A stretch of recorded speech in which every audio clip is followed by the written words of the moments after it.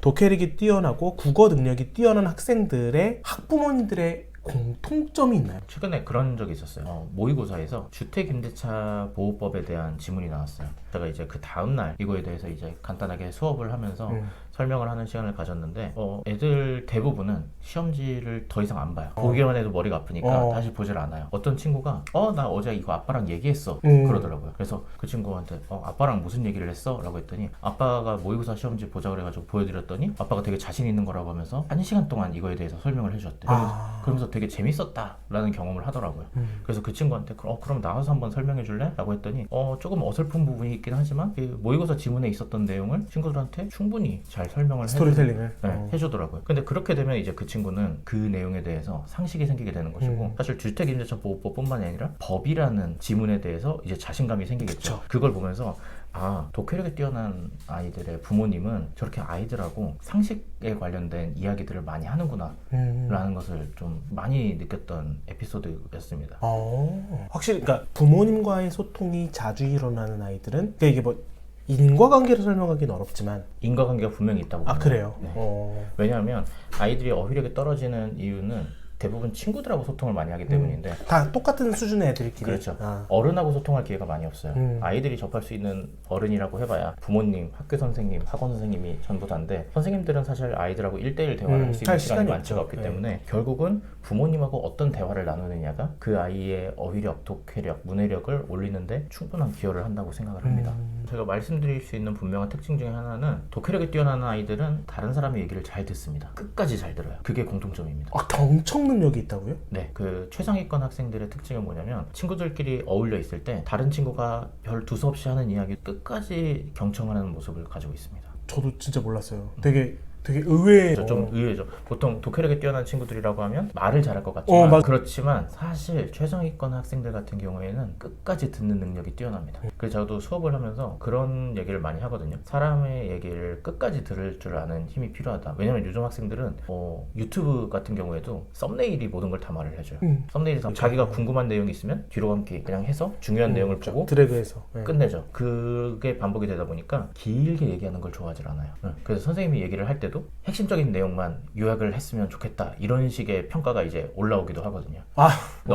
너무 설명이 장황하다든지 뭐 이런 내용들이 많이 올라와요. 그런데 그런 최상위권 학생들 같은 경우에는 그 집중력이 굉장히 대단합니다. 특히 상대방의 말을 절대 끊지 않아요. 그리고 상대방의 이야기를 다 들은 후에 자신의 의견을 정리해서 말할 줄 아는 능력이 뛰어나요. 그러니까 이게 실시간으로 머릿속에서 재구조화가 되고 있다고 생각을 하거든요.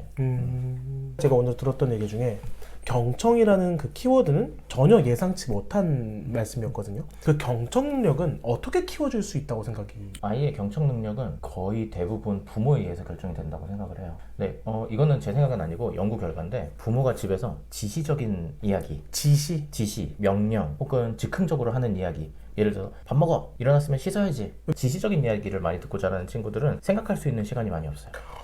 그래서 부모가 아이에게 충분한 주제를 던져주고 아이가 얘기를 할 때 끝까지 들어주고 그거에 대해서 또 반응을 해주고 아이가 또 자신의 얘기를 쭉 할 수 있게 해주고 그러면서 중요한 건 언어 예절도 굉장히 중요하다고 생각을 해요. 다 복합적인 거네요 이게 네. 기본적으로. 요즘 교실에서 흔히 볼 수 있는 풍경 중에 하나가 애들끼리 서로 대화를 해요. 대화를 하는데 말하는 사람은 있지만 듣는 사람은 없어요. 다 지방방송이야? 그렇죠. 자기 하고 싶은 얘기 오늘 급식 메뉴 뭐야? 라고 얘기를 했는데 저쪽에서는 지금 배고파 라고 얘기를 하고 또 다른 쪽에서는 밥 먹고 뭐 해야 되는데 대환장 파티다. 그렇죠. 그러니까 겉에서 보기에는 대화가 되고 있는 것 같지만 듣는 친구는 아무도 없어요. 그렇다 보니까 경청하는 친구가 굉장히 귀하죠. 그렇겠네요. 내 얘기를 들어주니까. 근데 그렇게 상대방이 두서없이 하는 얘기도 잘 정리해서 듣고 하는 친구들이 결국은 긴 글도 좋은 집중력을 가지고 읽을 수 있고 풀어낼 수 있는 능력이 있다고 저는 생각을 합니다. 재밌는 거는 이런 학생들은 학기 초에 상담을 할 때도 다 드러납니다. 그게 그냥 초반부터 드러나요? 네, 초반부터 드러납니다. 이 친구가 내 말을 어느 정도 알아듣고 있는가. 그래서 저는 학기 초에 상담할 때 오히려 길게 얘기를 한 다음에 너의 생각은 어떠니? 라고 물어봐요. 학생의 성적을 놓고 나는 나는 이러이러한 점은 네가 뛰어나다고 생각하고 이러이러한 점은 보완이 돼야 된다고 생각하는데, 그러면서 쭉 길게 이야기를 한 다음에 넌 너의 어때? 생각은 어때? 라고 물어봤을 때 이 학생이 제가 한 얘기를 얼마나 잘 정리해서 대답하는가를 한번 보거든요. 근데 대부분의 친구들은 이렇게 한참 듣고 있다가 너의 생각은 어떠니? 라고 물으면 네? 라고 대답을 해요. 그러니까 전혀 집중을 하지 못하고 있는 거죠. 그런 친구가 거의 대부분인데 대부분이에요. 한 20명, 30명 중에 한 명 정도는 빛이 나는 친구가 있어요. 제가 한 얘기를 잘 듣고 선생님 그런데 좀 이런 부분에서는 보완점이라고 얘기를 하셨는데 저도 이렇게 노력을 했는데 쉽지가 않더라고요. 그래서 어떻게 하면 좋을까요? 라고 하면서 자연스럽게 대화가 흘러가요. 사실 고등학교 선생님들이 그 모의고사 성적표가 이제 반별로 모의고사 성적표가 나와요. 그럼 거기에서 올해 내가 조금 힘들겠구나 혹은 올해는 수월하겠구나 하는 걸 뭘로 판별을 하냐면 학생들 모의고사 성적을 가지고 봅니다. 특히 그 중에서도 국어 성적을 가지고 봐요.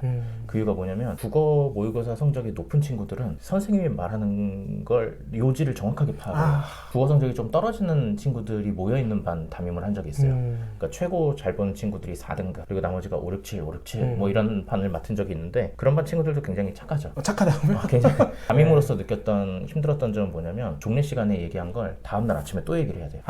그리고 다음날 점심시간에 또 얘기를 해야 돼요. 예를 들어서 뭐 회신서 하나를 걷는다 라고 하면 아침에 얘기하고 점심시간에 얘기하고 저녁에 얘기를 해도 안 가져온 애들이 회신율이 낮다는 거잖아요. 안 가져온 애들이 4명, 5명 그리고 가지고 와도 오류가 분명히 있어요.